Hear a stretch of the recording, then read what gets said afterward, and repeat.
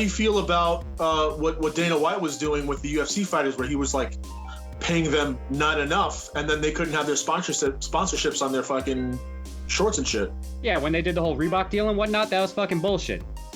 Like, I was not a fan of that. That totally screwed out the fighters at the time. Well, this is constant. Like, remember NWA? Like, like that guy screwed over those guys. It's just how the cycle is. You know, it's like, you know, we're just screwing each other in the circle. And The only fucking broken systems where like the guy on the top has so much leverage where he can not only continue to be on the top, but he can keep fucking over everybody else to be further and further up on the top. Yeah, Capitalism. that's how it works. You know, the wealth of nations. You know, that's like, capitalism. But this is the thing. Here's the thing. Do I agree with how much fighters were getting paid at the time? No, I think it was way too little for what they were doing. At the time, do I think that the sport was big enough for them to get paid a lot more? No, I don't think that the companies had the money at the time to really pay them much more. They were making their money on the sponsorships that they could wear and the advertisements. It was fucked up of the company to make a deal that took that away from them. Right. At the time, though, the company did need to make a deal in order to continue living, because it was on the verge of going bankrupt, actually. So it was a shitty deal. That's a tough one, because I agree that was one of the worst deals the UFC's ever made, you know, for the fighters.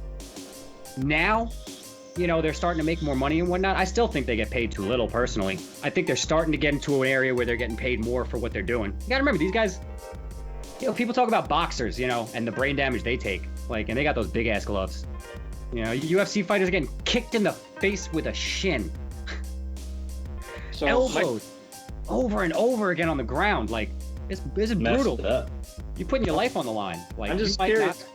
I don't know. You might go in one person and come out another 5 to 25 minutes later. Like, you should get paid a good amount for that every time, even if you are one of the nobodies, you know. But that falls on how much the company has, you know. Like, Dana White's rich, yeah, but you know, the company itself, you know, his money isn't the company money. You know, the company is a separate entity, you know. So wait, I'm just curious, because I'm not a fighter and I don't really watch UFC, but and also, like, you know, there's just no information about what goes on in the back, like behind doors. So it's like, what I'm curious about, if you know, it's like when these fighters get signed up, right? Like, and then we have to look at from the company's perspective. That's least, like, you know, that's signing them up. It's like, how expensive is the fighter's insurance policy that the company is providing for them? Are they giving them free medical insurance? Are they covering them for every hospital treatment that they're fighting for? Or is this something that they're totally cheating them out themselves? It's That's like, interesting. That's a good question. That's the thing, is that there's when they're under contract and they're training for a fight, if they were to get hurt, there is like some sort of already like a deal in place for, like, you know, coverage and whatnot. I don't know if it's that they cover the whole thing or if they split coverage with their insurance, you know, because now if a fighter gets hurt in the fight, after the fight, when they go to the hospital, like, all of that's on the UFC. I hope so. You know, you want to keep your fighters alive. You know? No, it is. Yeah. Like, after the fight, when they all go to the hospital, like, that's all the UFC. That's all their insurance. They cover all of that. Now, if a fighter gets hurt on their own, just training, like, not under contract for a fight or anything, like, that's on them. Okay, that's understandable. UFC doesn't cover that. No, but like, you know, so this is something that I remember, JB, you brought this up a while ago when we were talking about it, that like I never really thought of until you brought it up. You know, a lot of these fighters got it. The fighter's not paying like $150 gym membership. They have entire teams of people working behind them. They have to pay. They and train they probably have to pay those people before they get paid for the fight. You know, say they're training for like 8 weeks. They got their trainers. They got the specialist for this. You know, like the sparring guy for striking. You got the guy that's helping you with your fucking agility. You got the guy that's helping you with your grappling. You know, it's a whole shit ton of stuff. That, you got sparring partners that you're bringing in. You're paying each of them to be in that training camp with you. So the entire like 6 or 8 weeks or whatever it is, you're paying dudes. It's a few grand. You're running a business and you're paying people. You know, you got salaries and mouths to feed. And then say you win the fight, you know, like depending on how much that purse is for winning, plus whatever perks you might get, like extra wins for like a knockout of the night or a fight of the night or, you know, stuff like that. Is there a bonus? You know, there's Or you pay the bonuses. bonus So, out. you know, you get like 60 grand for the fight. Like, you don't have 60 grand. You know, you have to now take that 60 grand, pay for all your trainers and all those guys we just mentioned. Like, they all have to get paid, you know? And then you gotta pay for all of your bills that you haven't been paying for the last, you know, month or 2 months because you haven't been working, you know? Right.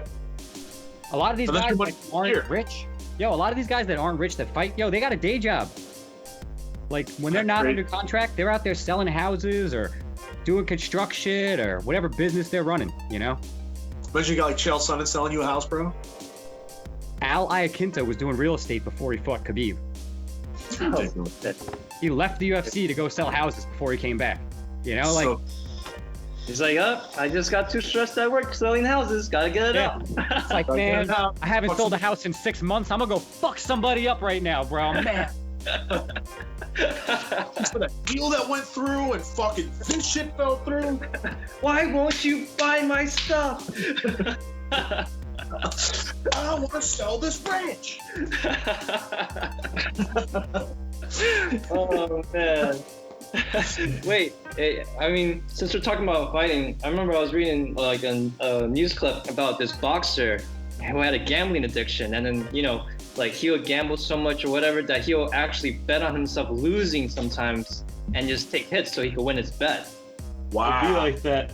Yeah, because like he had to feed his habit, and then he got in too deep, and then he owed people money, he couldn't get out of it, so he had to take some, like reading the article, he's like explaining, it's like, how painful it is to like get beat up on national television and know you're getting money for it, and you just have to last until like 6 rounds. If you make it past 6 rounds without being knocked out, you win that money.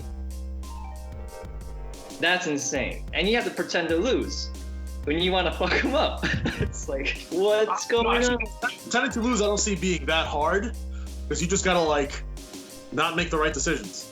No, but it has to be believable, But it has- It's like Right. it's, And even like that, you could just like be like a millisecond late on a punch, just yeah, but then when you're a fighter, when people's holding back. Like I know how you are when you're trying to win, and I know how you are when you're holding back. So it's like you can't really lie to everyone. Like the people who and know. like, and even so, like, when you know something's coming, or like you're about to leave yourself open for something, like there's that difference of like it happening naturally where you're just like caught off guard, and knowing you have to like not react to that left hook that's coming. Like when it's coming, if you're like leaving your hand out, it's like, and you're like before it comes, you gotta like be good enough to time it and act right without showing.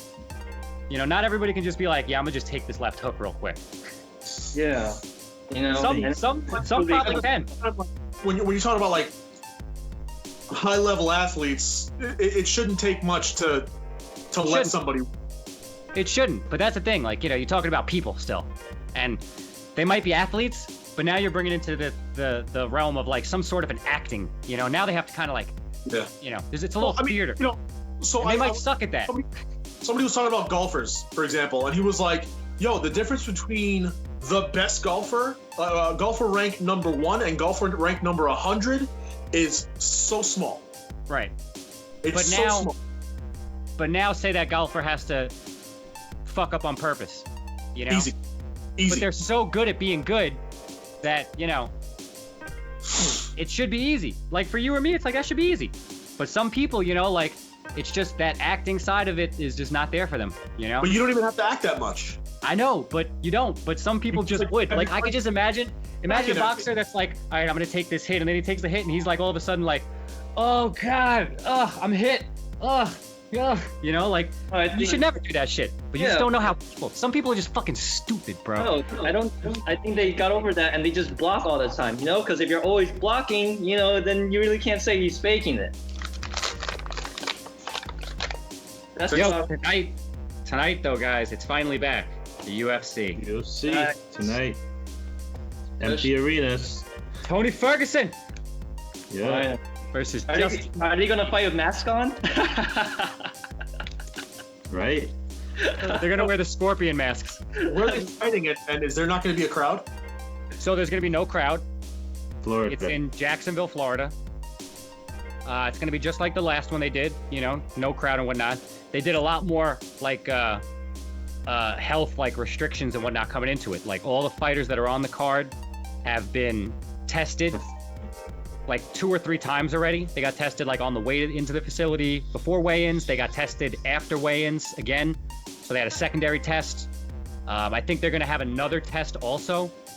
Not testing for COVID, because that takes a few days to get your results. No, they're testing for COVID, for real. Because now they have the whole thing where it's like hours. So they run multiple tests on these non-essential employees.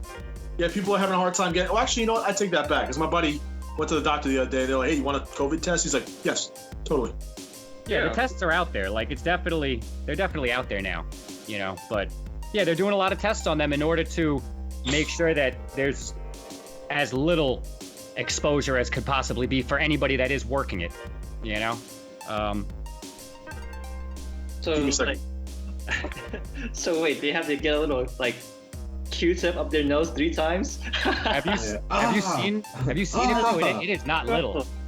It's mad long. It's like, That's what she said. Yo, that shit, I would not want that shit down my nose, bro. That shit is long. So they said, Danny told me, he's like, they push it in, because he got it multiple times.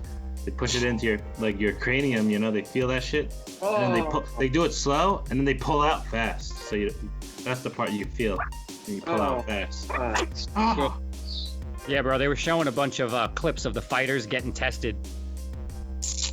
Nasty, bro. It's nasty. It's like worse than the fight. You know, I'd rather get fucked up than have something like, you know, a little Q-tip, a long ass Q-tip shoved up my nose. I'd rather not get fucked up. I'd rather fight. No, I'd rather fight because I can at least, you know, do something about it. This Q-tip is going up your nose, no matter what you say. If it's either a Q-tip up my nose one time for like 1 second, or put me in the fucking ring for that 5-minute round, like fucking let's scrap. You know, like I'm good. Yeah, ain't getting in my nose. You might not last that long, so you could get out of it. Yo, put that shit in my nose, bro. I'm not trying to fucking fight. Get the fuck out of here. I need to get my anger out. I can't get my anger at the doctor. I need a good cardio workout, man. Yeah. I'm prone to nosebleeds, bro. They stick that up my nose, I'll be bleeding for like a week. Damn, that's crazy. So, have you guys invest in any like drug for pharmaceutical companies that are trying to find the vaccine? Because that should be the next big thing right now. You know, like we should pick like what? So, a couple of my friends and I are investing in some stocks and we're placing our bets on which drug company is going to come out with the vaccine first. And the one I'm investing in right now is Moderna. That's what I have my bets on. Moderna. Yeah, Moderna, if you want to look it up. Yeah, I'd have to look into them. I don't know enough about them. Yeah, me either, except that their stocks went up exponentially. It was like, what, $20, you know, at one point, and then now it's up to 50. It's like the most exponential growth ever. You know, it's some crazy. In the last month? Yeah. Yo, up 150% in a month? Yeah. Because, you know, they went out on the public release statement, like, we're trying to find, you know, the shit from COVID-19, and everyone's like, oh, let me just hop on, you know, because they threw their name in the hat, or they threw their hat in the ring. Yeah, because I never even heard about this, and my friend's like, oh, you know, just try him out, but you know, he's a short-term trader, you know, he doesn't hold things for the long term, so like you have, you know, take his advice with a grain of salt, because once this vaccine comes out and then everyone's getting it, what else are you gonna make? Nothing. It's gonna go back down, you know, unless this shit stays, which, you know, it's like whatever. That's just, you know, money. It's pretty good. Crazy. Yeah, I mean, it's gonna be interesting when they do come out with a vaccine. It is, you know. Hopefully everyone gets better, and then, you know, girls will, like, you know, hopefully they would just be so, like, you know, strung up and not get, you know, their D, so it's like they'll be more willing to go out there. It's like, female rage, you know, equal rights. I was like, yeah, you could hit on me too. Yeah, but that's after everybody gets all up in arms as far as getting vaccinated or not. I mean, oh yeah, that's get past that bridge. I wanted to be the people that don't want to get vaccinated and then there's going to be the people that are like, everybody has to get vaccinated, and then there's going to be the push to get the government involved to mandate it. Well, So we still have that whole, fun process to get through. But this is a disease, like I think anyone in the right mind wouldn't want to kill someone else unintentionally or die themselves. So it's like in this case in point, it's like, if you want to die, please do it alone. You guys as an anti-vaxxer movement, though, right? Yeah, there's people that don't believe in vaccinations, though. Yeah. I think it's autism. They're like, I'm not going to be autistic. No way. No way. Fuck that. Yeah. That's funny. Dummies, yeah. Everyone has to take. Oh yeah, that's right. I remember Omar. I wanted to say about your stance about the rich and stuff. It's like, and then about how a bunch of people are like going hungry. It's not that but I don't know. I'm saying that a lot because I'm trying to think of the words to try to say, but there's not enough room for everybody. Some people have to go to make room for other people. So like, if the rich are comfortable and nothing's bothering them, well, why the hell should I, help other people? I'm just gonna get a new fresh stock in the next round for workers. It's like, I'm here comfortable. No one's touching me in my mansion. The only thing rich people have to worry about is when all the poor people get hungry and they all know who has the biggest fucking house. That's what I see. Because that's the only way that the rich will ever do anything, is because their money doesn't mean anything, because there's more poor people than there are rich people, and that's the one thing they always have to be afraid of, which is why the constant oppression is coming on. Right. Keep it in check. All right, that was it. You can add to that if you want. Was there a question in there for Omar? I love this. No, I was trying to answer like about like it's like he's like, Jeff Bezos, why don't you do this? It's like, well, this is probably why.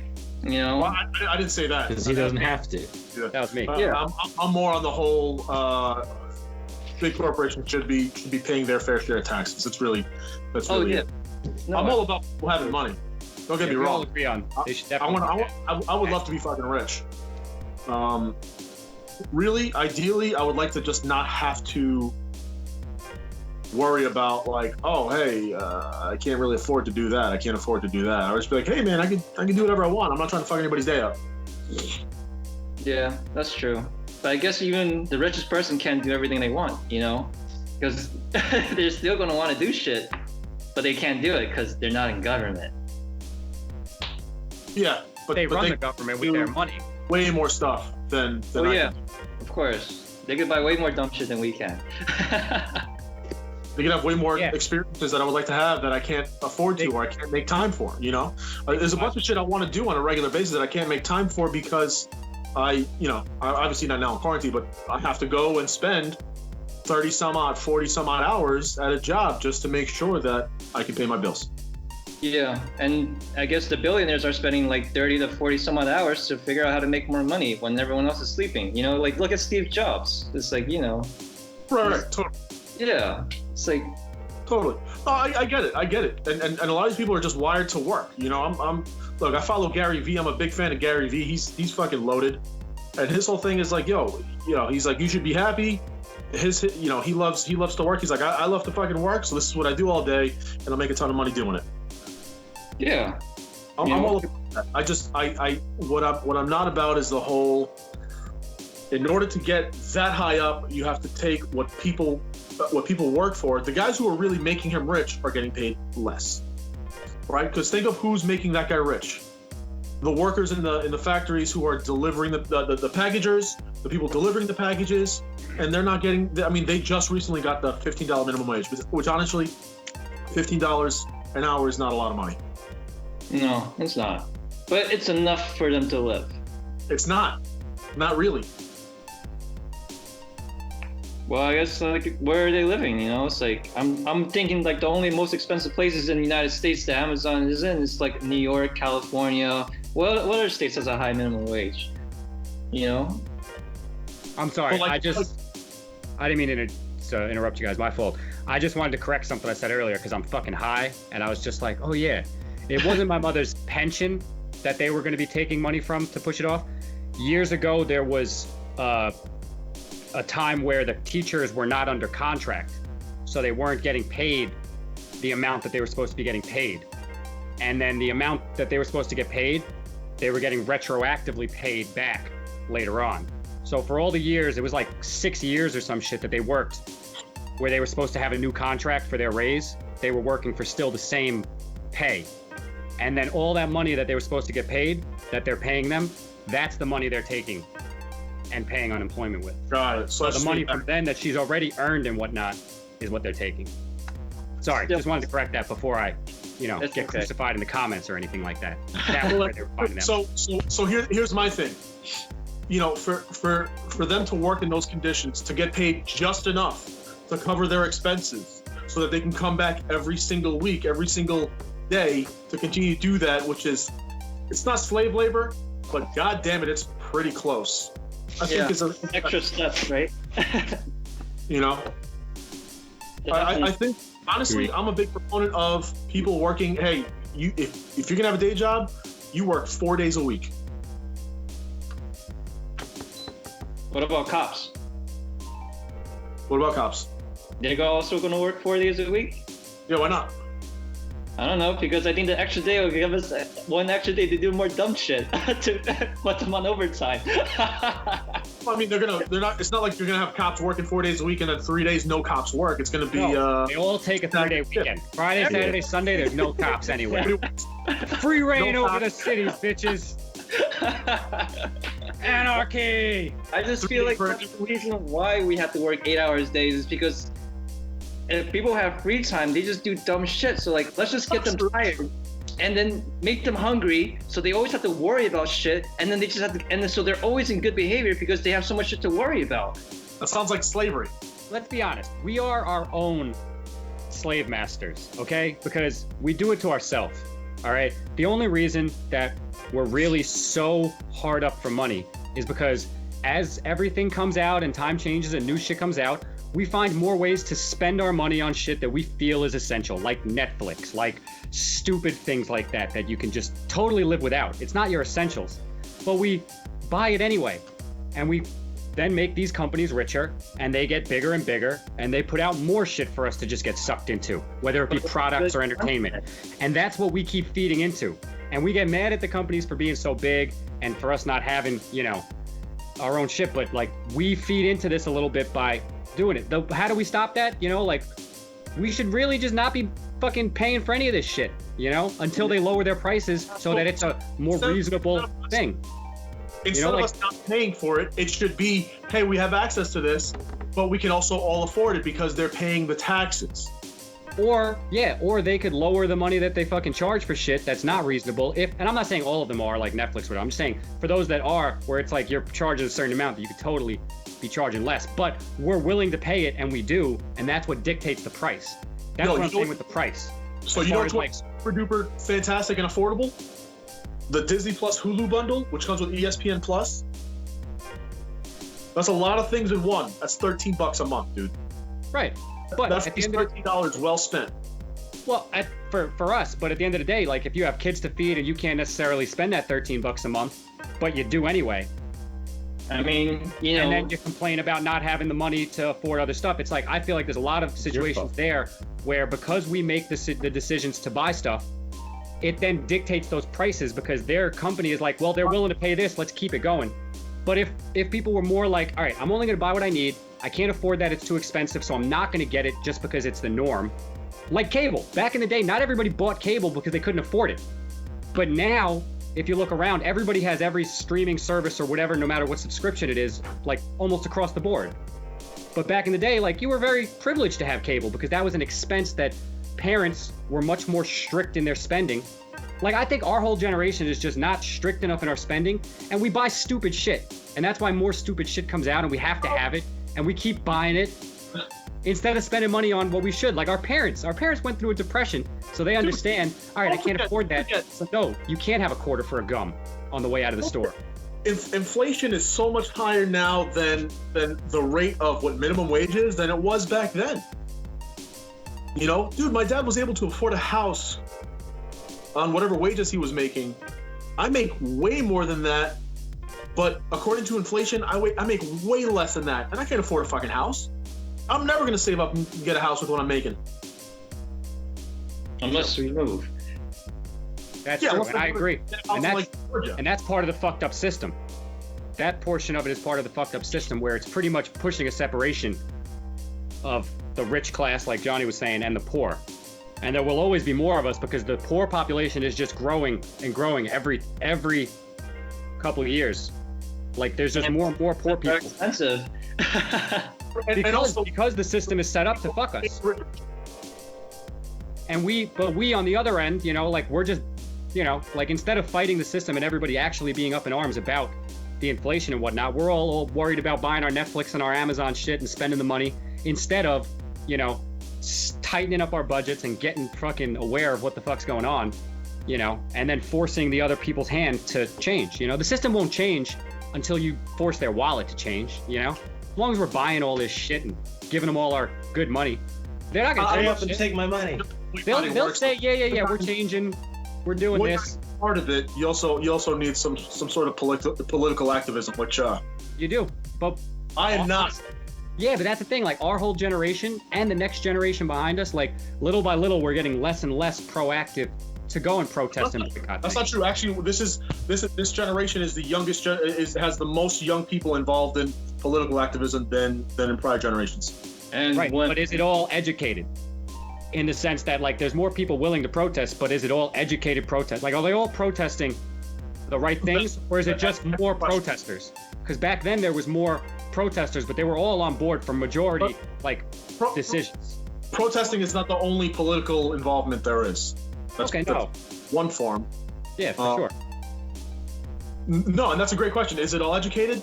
You know, I don't know. I don't know. I feel like nowadays, like young kids are definitely willing to protest, but they're not willing to do the research as far as like, you know, what they're actually protesting. They just want to go hold a sign and yell against the system, which I get and I respect. A lot of kids are doing their research. You know, don't forget how in the hole people are with school debt. That it's like fucking, you know, you have people going into their 70s just finishing up paying school debts. It's insane. It's unreasonable. Insane. You know, insane. I was talking to my teachers when I was in college. My professors were like, I went to Queens College when it was free. It's amazing. Now, Queens College is still relatively affordable, but it's not free. Right. Yeah, it used to be free. My parents went there when it was free. Yeah. So imagine Nassau is like $5,000 a year. Or at least it was when I went there 10 years ago. Yeah, that was about what it was for me. 13 years ago. Yeah. Jesus. You know, $10,000 in 2 years, that's a lot of money when you don't have any money. That's a lot of money when you're not making, you know, $5,000 on your $40,000 salary is still fucking more than 10%. Yeah, but you got to consider the living expense has gone up, you know? It's not the same anymore. You know what else I think factors into it? Hopefully. We've totally gotten away from being a country of creators. In the sense that we don't have people that are growing up wanting to do something outside the norm. You know, like kids aren't waking up like, hey, this is how they do this, but like, what if they did it like this? You know, like we have less and less of that going on where it's not as accepted as just getting down with what's down and acceptable. You know, like technology compared to what we used to have in America where thinking outside the box was promoted by the government and now it's not so much. Okay. I see what you're getting at. Yes, you're right. We used to be a country where, like, if you were making rocket ships or trying to do something crazy, the government would want to get down with you and be like, hey, you're doing something interesting. Let me give you some money to keep that scientific ingenuity and thought going. Now they just shut you down and try to, like, you know, limit everything on that side. So you have less and less of that. And I feel like we all just kind of, like, are little by little getting into the more mundane jobs because, like, we're just not waking up trying to make shit anymore. I'd like to add on Pepe's point. It's like the same thing with the drone technology. Drones were new, you know, and then what? And then after drones were launched, you know, and then there's no laws about it. It's like it's illegal until I make it a law that you can have it. So what? It's like Napster. Look at that, like the free music streaming service that was like, you know, our generation. It's like, you know, it was legal until they made a law about it. and then they made it illegal. It's like we're not promoting anything. We're just like finding out what we don't know, and then we're just putting a lid on it. You know, that's why I feel like America has changed. There's no more innovation because like you can't create anything. You can't create anything. You can't create anything that's not accepted by the masses of its whatever. You know, if you're doing something scientific, like you can't go against what the scientific community, you know, believes on something and be pushed with any kind of positive reinforcement for it. You're going to get negative feedback toward it. So I feel like less people are willing to go against what the norm says for innovation because it's easier to just go with it. Because it used to be that if you were going against the norm in anything, you wouldn't just get negative, you'd get some positive push behind it. Like I don't know if I agree with that. The whole government thing I'm with you on, but as far as like people wanting to, people always want to do innovative things. People always want to do their own thing. And actually because of the internet, people are always pushing the envelope and making new things and creating new ideas. I mean, just think about 3D printing on its own. There are websites that people can go onto, build 3D models, and then either sell them or give them away for free. And people can 3D print in their house, whatever they find on the internet, as they please. You know, it was like, for example, back to the whole gun issue. There was that one issue where like this guy, you can build a 3D printed gun. Now, granted, only some parts because you do need parts of the gun to be made of steel because obviously it would just fall apart with the first shot. It won't even be, it won't even guide the bullet. But people are always generating new ideas and creating new things and pushing the envelope. Absolutely. As far as like, is the government helping? That's a whole other question. Now, I think I'm with you on that because the government is about its bottom line. Right. I feel like the government is about its bottom line and its agenda, whatever it may be. And I feel like that's why certain things are kind of stifled now compared to back in the day when they were promoted. Yeah.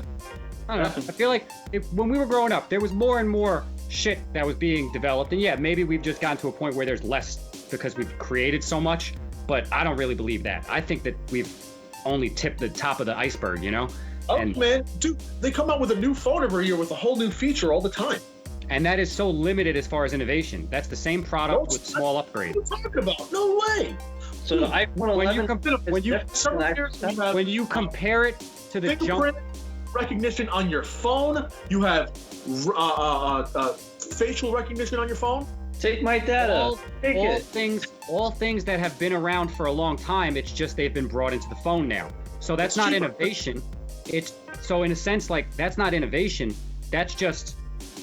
It's a feature bonus. It's like this is what. That's not something new.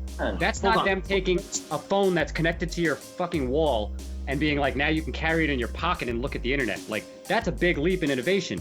Now we don't get those big leaps. I feel like we get small little things because the big innovations aren't really pushed. That's because of how you're looking at it. Because the phone didn't just go from a phone on the wall, now you can see porn in your pocket. It went from a phone on the wall, now the wall phone doesn't have a wire connected. Now we have these big goofy cellular phones which you have to have millions, a stupid amount of money to use. Now we have mass market cellular phones. Now we have phones that have color screens. Now we have phones that have touch screen. It's the innovation has always been step by step. We're just picking and choosing how we see it. But the innovation is still there. I feel like they've gotten to the point now where they got, like you say, their bottom line is what's important. So they're not trying to give us innovation. They're trying to give us something that they can use the same stuff and make more money off of it.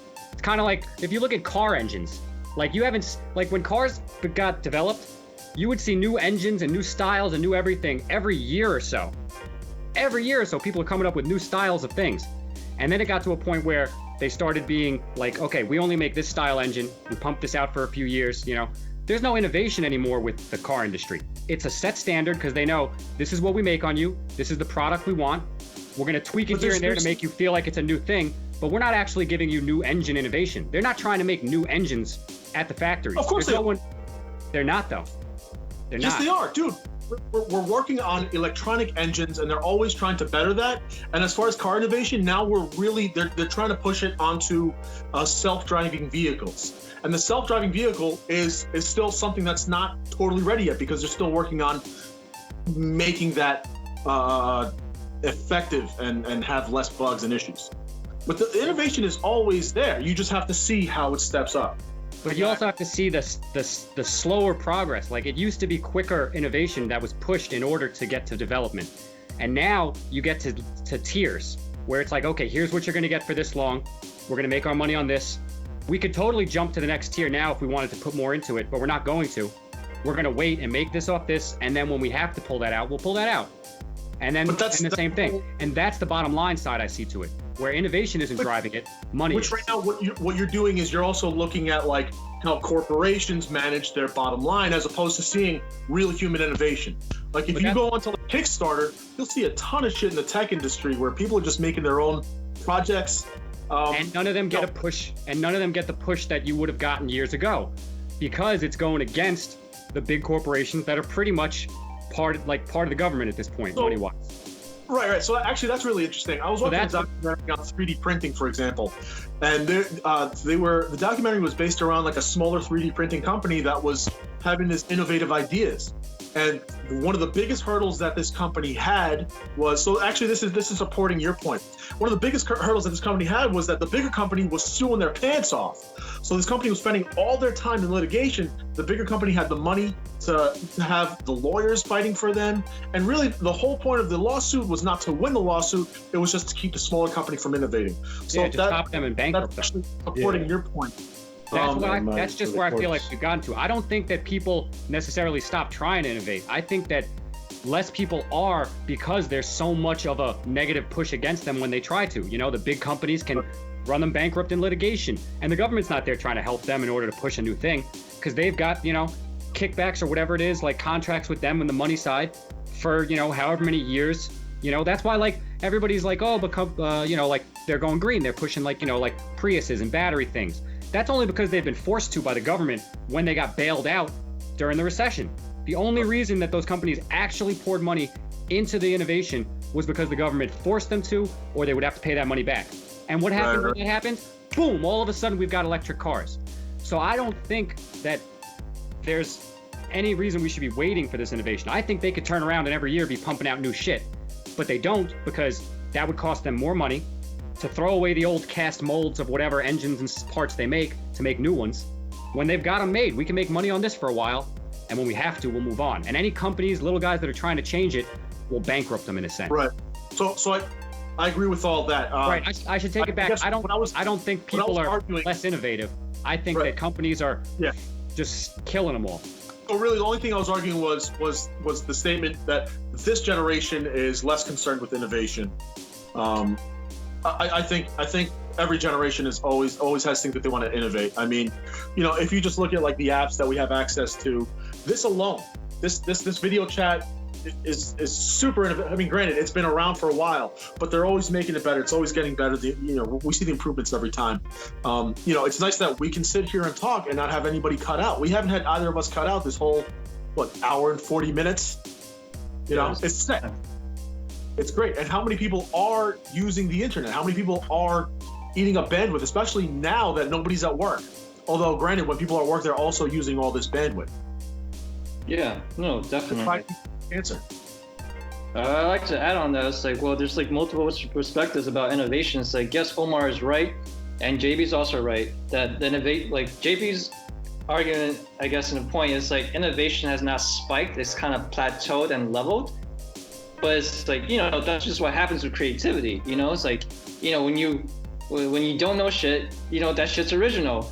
And then when you build on it, it's kind of hard because, you know, it's like, it's already there. And then Omar's point of view is like, people don't like change. So you have to make the upgrades as minute as possible, but add it as a feature so people can still feel comfortable with something reminiscent of what they know.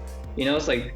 I'm not saying that they don't like change. What I'm saying is, that's just how the innovation comes about. Yeah, and then there's also scalability, because I also want to develop a product that I have in mind, and you know, I'm thinking about the money. It's like, if I like picture this, it's like well, it's not Fitbit, what GoPro, right?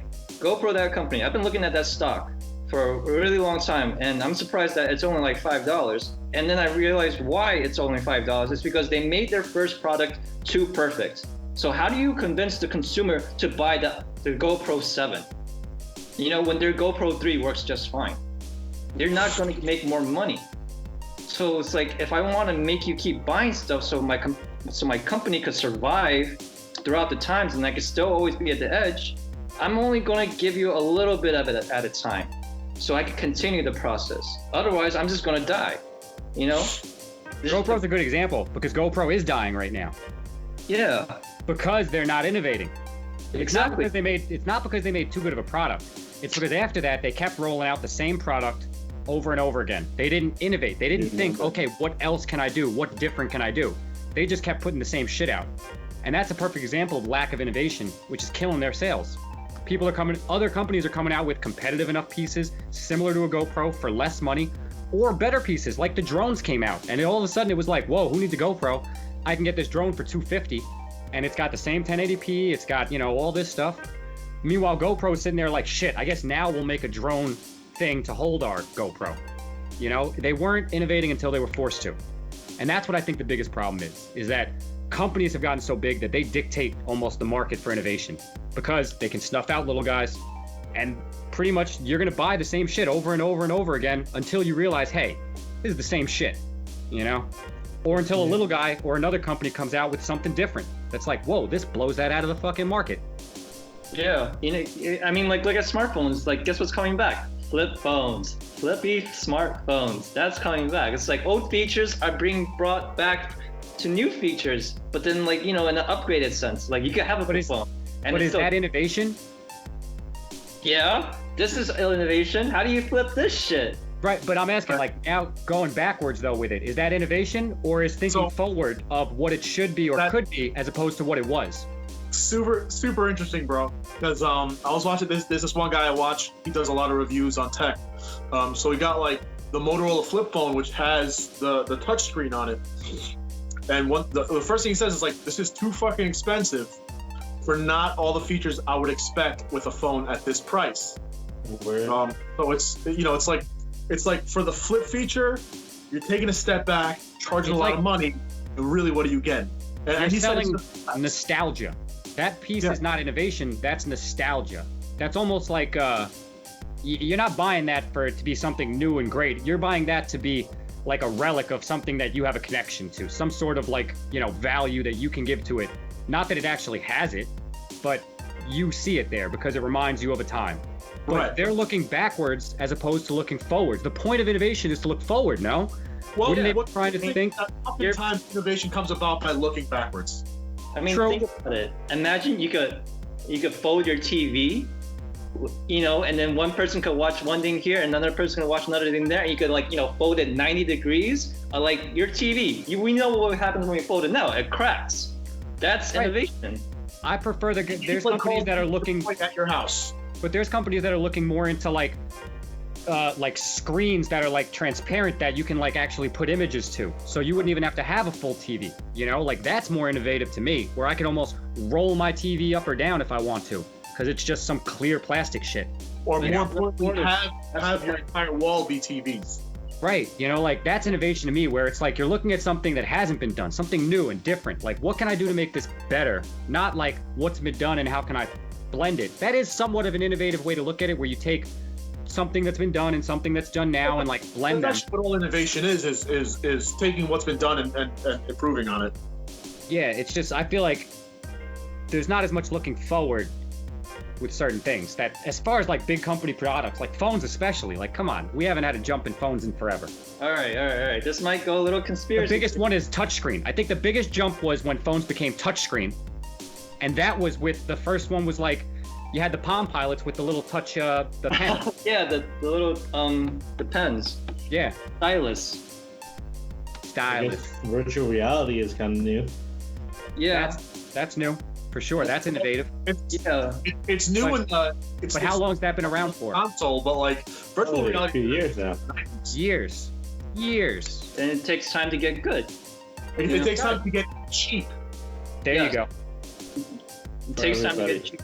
What I wanted to also add on is like, just on the technology and innovation line, it's like, okay, let's just, for argument's sake, say like, we have unidentified flying objects in here and we have the technology, we reversed it, and then we know what to do, right? We don't need a propulsion system anymore. But at the same time, when we do that, what the hell is gonna go on? You're gonna give like we went back in time when we gave people a motorcycle, they're gonna go ham. So it's like, and then what governments want to do? They want to control. You can't just give these things to people that there's no control over. Another thing to consider is let's say we do find some alien life form that brings their technology. If we have no reference, did it already. If we have no reference to how their technology works, how can we reverse engineer something? And that's just a speculative guess, For all we know, it could somehow work exactly how our shit works. We just realize, oh, they've been doing that, and we see the connection between how they've been doing stuff, how we've been doing stuff, and how we can improve ours by looking at that. That's what I mean when I say there's a lack of innovation where it's pushed against from the society when they try to go against the norm. So if there was some scientist that was trying to make some propulsion systems kind of like a spaceship would have, that's somebody normally would be like, it doesn't even work that. You wouldn't even think it could work that way. Those are the people that aren't getting those pushes, I don't think, because they're thinking outside the norm. Because there's already all these things made that work just fine the way our money works. So don't make us have to build new shit, You're obsoleting stuff that people use almost. So no. Actually, it's not even works just fine. It's how much money do we have to lose here? Don't forget, the pennies, we still make pennies all the time. We still mint pennies. Pennies are fucking useless. Pennies cost more than they're worth. But we have the zinc lobbyists that are forcing this shit out because they make money. Yeah. So who has money to lose here? That's true. I just also want to say, innovation, it's always given to the military first. They had the internet first. They went to space first. They did a lot of things first, and then we got it. Well, the aliens gave it to them. Yeah. Aliens gave it to them, and the reason why we don't go back to the moon is because there's a moon base there, and they keep fucking up our shit. We landed there once, and then they didn't like it, and they kept fucking us up. And now that, Trump's space program, it was like, okay, cool. So now we're actually going to do something about it. I don't know. I'm going to say, I know the reason we don't go to the moon is because there's no monetary value or purpose for us to be there. They got to Omar. Now there is. Well, why now? What'd they give you, Omar? What'd they give you? What'd they promise you? Red rocks. Yeah, these are moon rocks. They're different. Mars lobbyist. If the moon was so unnecessary, why are we developing a space force with a military uniform that's in camo? It's what's the point of that if everything in space is useless? There's no I think that I'm not useless. I'm just saying there's no monetary purpose behind going to the moon. That you know of. Yes, correct. That I know of. Because I don't know if any military purpose. Because the government is super open about. India had a Mars launch mission a couple of years ago. So. Yeah, I mean, it was only. Was it manned? I don't believe it was manned. I believe Mars. Nothing to Mars is manned. No. I meant India to the moon. You said the moon or Mars? Mars. Sorry. Mars. Oh, okay. Yeah, I have no idea about that. But I just feel like, we always want to acquire new lands, It's so we didn't touch the moon for so long, and now we're running out of space on Earth. So where's the next place to touch? We're not running out of space. Plenty of space. I mean, we got plenty of space if you don't want any squirrels to have homes. China's mostly mountains. Nobody lives in that most of China lives in slivers. Or Trump, if you look on a map, slivers. Yeah. Trump Yeah. I'm on the WAB podcast right now, so I can't talk. Welcome to the WAB. Welcome to the WAB. Motherfucker. Look at this. He doesn't even want to step away from camera. He's like, This is the most Al said. Podcast. Fucking flexing on the podcast. I get phone calls. That's right. Okay, all right. I mean, the monetary value for the moon now is the space programs that are by independent contractors like SpaceX, Tesla. Let's go back to the whole thing about we're running out of space on Earth. The moon is not a viable real estate because we don't have any resources over there that a person can live on right now. And sending resources is incredibly expensive. Think about sending resources to Alaska, let alone sending that shit to the moon. Alaska's easier. And it's expensive Yeah, I mean, depends, I guess, what expense really is. I mean, like, if I just, became an asshole and just, like, enforce slavery, it'd be pretty cheap. Bro, ain't nobody trying to live on the moon, bro. That's just where the aliens are chilling right now, while they're waiting for us to get the population under control for them to come and take over, ever since Reagan got replaced. Let's talk about slaves on the moon. What are they doing up there? What are they eating? What are they drinking? What are they harvesting that we can use for monetary purposes? Bro, have you even I don't know. Have you met an alien yet? When you meet them, you can ask them to explain all their shit to you, but that's their shit. Countries, bro. My parents are aliens. Bro, they can explain to you all sorts of different things you didn't understand here in America before. It's easy. I just feel like... Same way the aliens will explain their technology to us when they come down from the moon and take over the fucking planet. Don't worry. It's gonna happen. No, I just think they just don't want us to nuke this planet, because, like, they could... I mean, I don't know. I'm really, like, into that UFO shit. I do my reading, like, I read books about it. You watch Ancient Aliens? Yo, I got a show for you guys to watch. It's on Netflix. Ancient Aliens is like some crazy... is what you're talking about. No, that's not what I'm talking about. I'm talking about The Day After Roswell by Colonel Philip J. Corso. Like, people from the military coming out and, like, coming out with stuff. I'm watching Bob Lazar, Bob Lazar. Yeah, like, I'm actually getting into this stuff. And then, the crazy thing about these UFO books is that, when you want to look up these people, they either dead or missing. It's like, that's the weird part. It's like, these people just randomly died. Like, one guy fell out the window of a hospital when he was paralyzed. How does he do that? I don't know. So, there's a lot of things. Hangar 1 on Netflix. You gotta check it out, boys. All right. I was like, yo, finally someone else went and did the research and made a video of my brain. The intro weed? Yo, it might as well be just like a guy smoking and then just going right through his mouth of smoke into his brain. No, you know what I watched? I watched Midnight Gospel. Lungs up to his brain. Have you guys watched Midnight Gospel? Yeah, I watched a couple episodes of that. Yeah. It's a show on Netflix? It's super trippy.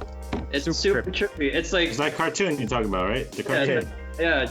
And then I watched all of it, I watched all 8 episodes, and it's like the perfect, if you're paying attention to what he's saying, it's the perfect, like, visual description and audio, like, harmony of what it feels like to take a DMT or a psychedelic trip. And, like, because he goes on, like, random rants, like, oh, sometimes I feel scared and blah, blah, blah, and then I get over it, And then he walks you through the cycle of, like, your trip. When you're going through this epiphany moment and you're seeing life flash before your eyes, or you're so down in the DMT world where, like, everything just blends and then you're trying to make sense out of shit. It's like he carries you through, like, coherently. That's exactly. Yeah. What's that one called? Midnight Gospel. That's amazing. It's an animated We'll put the link in the description, guys. Yo, it's an animated thing, and when I was watching it, I wasn't looking for a minute or two. It almost seemed like they just took audio from something and then put it over animation to it, but they didn't. It just seems like that because they go on these very deep rants about, like, random thoughts, because, like, you're, like, almost on a trip.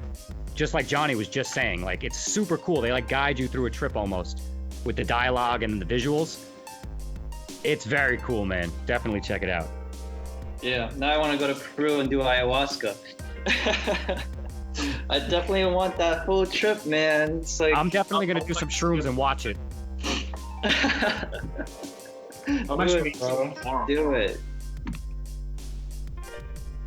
Oh shit. What time is it? It's 2:32. Holy fuck. Yo, guys, great fucking episode.